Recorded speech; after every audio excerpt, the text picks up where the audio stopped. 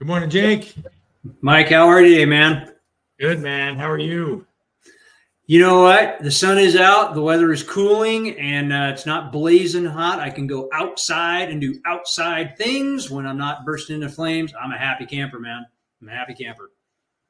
That's good. Well, I'm glad you're happy. You were so happy you were telling me some stuff you were excited about to get off the ground on this episode. So Yeah. why don't you enlighten the audience about what's happening today? Yeah. So Mike and I have been promising for a few episodes now, and we are this close to having it launched. So we've got the new playbook, the disruption playbook coming out. And that has been a lot of fun to work through. And what has come out of this, and with a lot of our other discussions, it went a little bit different way than we thought it was going to go, which that's kind of fun. So you're going to have to check it out. It's getting ready to come out. It's going to be the playbook of disruption. It's ideas to action is where we're going with it. So that's where this episode starts. And this is going to be a part one episode because this is a way longer conversation because it's a book. Let's get really, really clear about that. And so all of this is, we hear podcasts, we watch TV shows, we read books, we put them on our shelf, we do the things, we get ideas in our head, and there they are, right? I have a bookshelf. You can see it back here, 2 bookshelves actually, full of books of brilliant, genius ideas. How many of those have I executed and done action and implemented? Not a hell of a lot of them when it comes right down to a total percentage. So that's the discussion today. And you were just doing another podcast interview with another good friend of ours, Steve Ramona, talking specifically about this, like how people are not getting in action, the reasons why. Like, I'm laying it all out there, the stuff that I want to talk about today. So I'm going to do what Mike usually does to me, and because he's got some great insights on this that we started talking about earlier. Ideas to action, like what separates us? What do we got to do to get there, man? Well, interestingly enough, I was talking about this to Steve in depth. And if I must take a minute and say, the reason why we started the guild is this particular point, right? This thing that is a wall between why people take no action to action, take minimal action to action, or take minimal action to massive action and create massive results, massive success, is this particular arena, this gap, this space. And particularly, I don't know a lot of people that are talking about this. I mean, I know a few of the high-level motivational educators are doing this. But from a advent of people like us, I don't hear a lot of people do it. There's a ton of tactics out there. There are a ton of how-tos from wildly successful, wildly honest people. But I think the mark has been missed in terms of some folks may take 6 or 7 methodologies just to take action. You know you want something. I'm sure you've been there. The kind of person that wants to achieve a goal, whether it's money, whether it's image, whether it's status, whether it's accomplishment, cleaning a room, whatever it is. But for some reason, or for a list of 100, you cannot seem to get off the ground and complete it.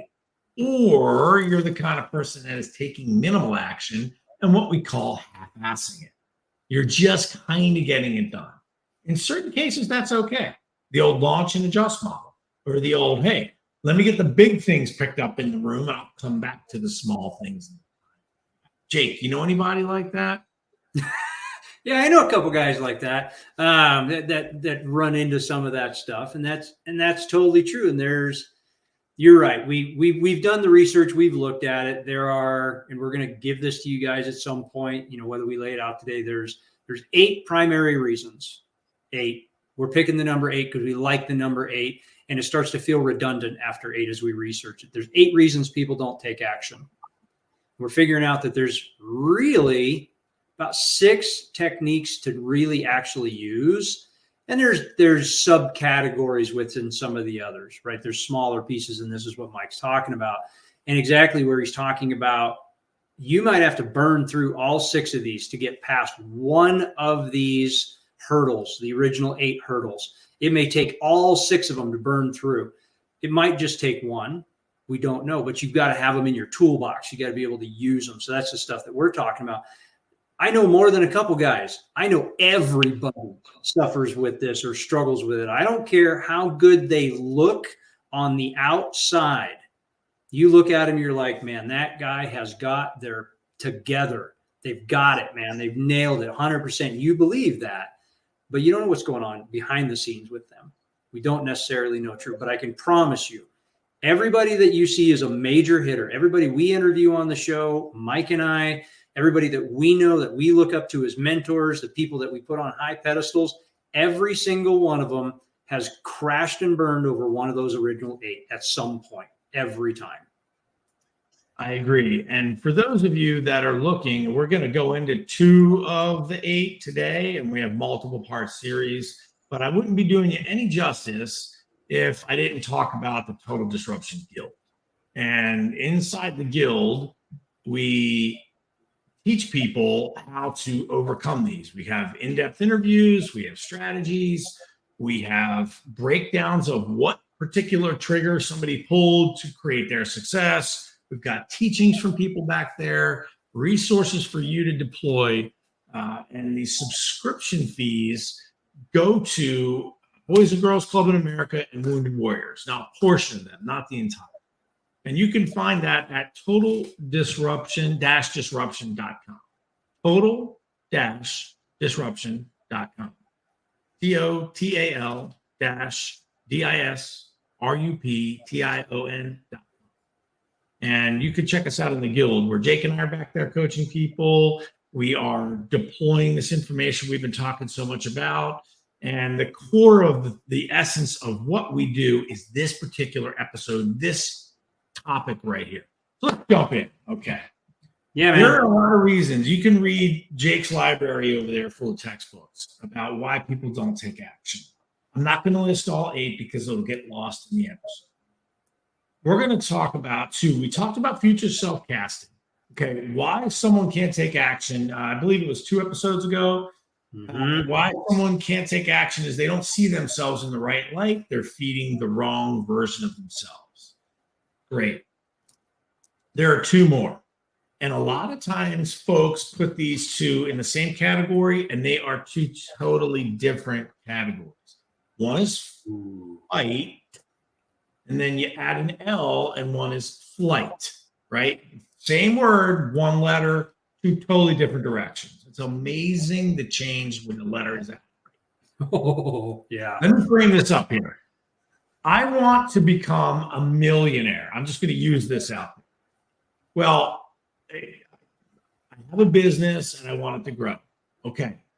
I am going to run towards it, right? That is the kind of the flight mentality, run towards or away in a direction, or I am going to attack or defend, and that's the fight mentality. I'm either running away from something, I'm running towards something, or I am building something up or breaking it down. That's kind of the fight or flight mentality. Now, as an animal, you hear a noise. Oh my goodness. I'm hungry. I'm going to run towards the noise because I'm hungry. I'm afraid. I'm going to run away from the noise because I'm afraid. And people, all genders, all walks of life, don't take action because of this. Either I'm fighting too much or I'm flighting too much. Jake, what do you hear when you hear that? And so I want to plus 1 on that one. I want to throw a little NLP at this that we know is true. And this comes from, with this concept, my single most annoying word that I absolutely hate, and it just feels like all my coaching clients use it, drives me up a wall. I hate the word comfort. Hate it. Hate it, hate it, hate it. That's just me. You guys need to know that.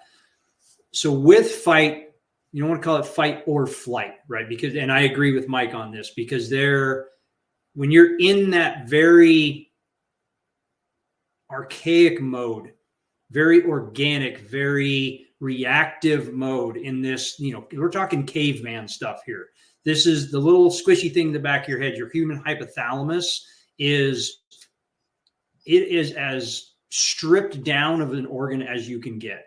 When you get into this space, you are acting in instinct.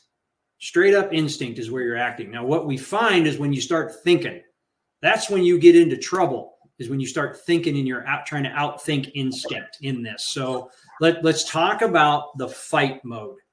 When you're right there at fight, you can even look at this from a pain and pleasure perspective, fight and flight, right? If you're, and you had said you're in two different places. So if you're running towards something or you're running away from, what we tend to see from this comfort and pain versus pleasure and fight flight mode is you get comfortable in this being uncomfortable space, that you don't run away from the pain. You get in this, well, I'll just sit here and wrestle through it. I'm comfortable with, I've been on fire for 3 days. I'm okay with it. I understand what that is, versus I could run towards the pool and put myself out. But so that from a concept standpoint, I'm trying to strip it down to like very, very easy terms so that we can look at this. That's the one place, fight, flight, I tend to notice is fight is, hey, I'm comfortable here, but I'm scared of what I might run to.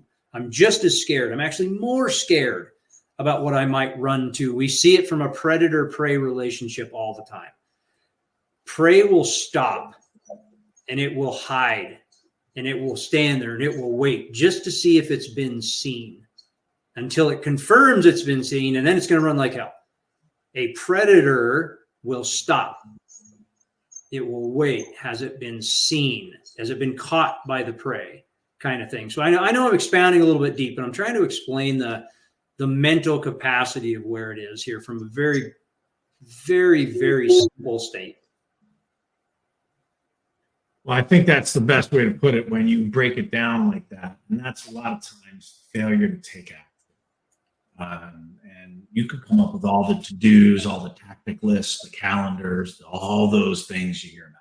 Management, marketing, get your message out there, budget. Well, dude, you and I are talking that 8-inch space ear to ear here. Okay. Mm-hmm. I mean, in my head, it might be 10, but, with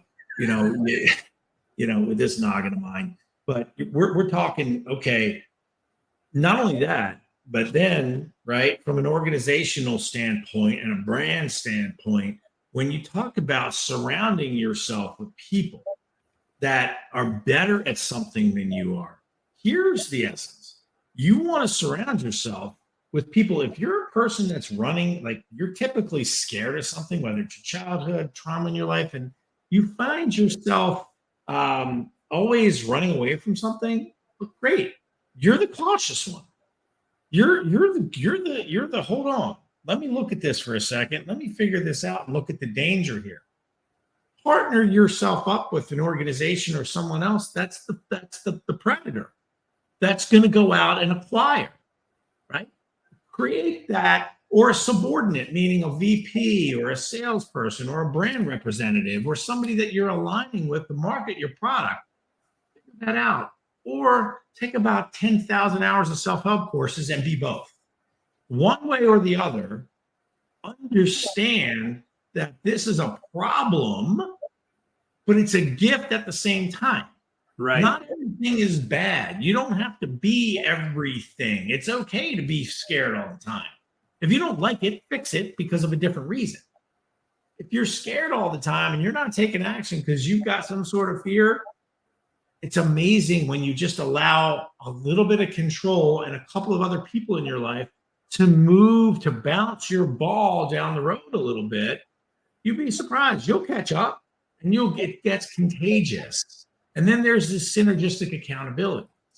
So same applies if you're a fighter, right? If you're always attack, and you spent thousands of hours overacting and down pigeonholes and down rabbit holes, and you've almost taken so much action that you're flat broke, you're constantly investing in courses, you're constantly doing stuff, you're constantly overspending, you're just spending so much time. Yes, I can do it. Yes, I'll take this on.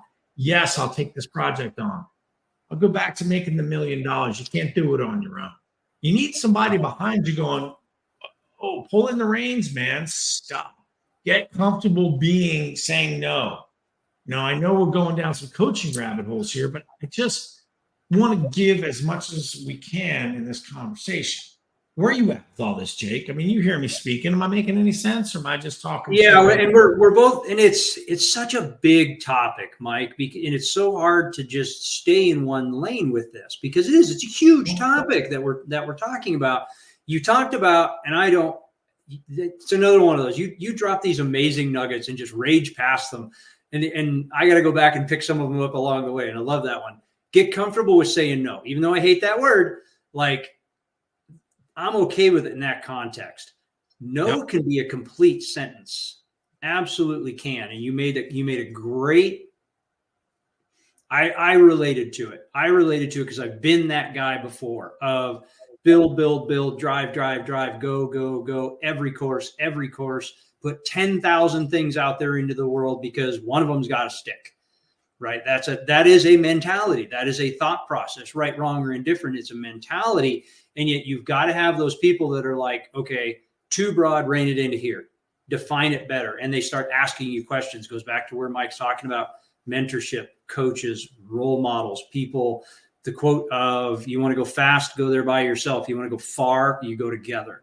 Nobody succeeds alone. Jim Rohn, you're a product of the 5 people you spend the most time around, on and on and on and on within that capacity. So from an action state, if we bring this back around to start closing this loop a little bit, one of the things that I'm hearing the most today from both of us, and as I unpack this, is one of the easiest ways, simplest ways, and I'll say simple, not easy, simplest ways to get into action from ideology, from this theory, is get around somebody else that's moving.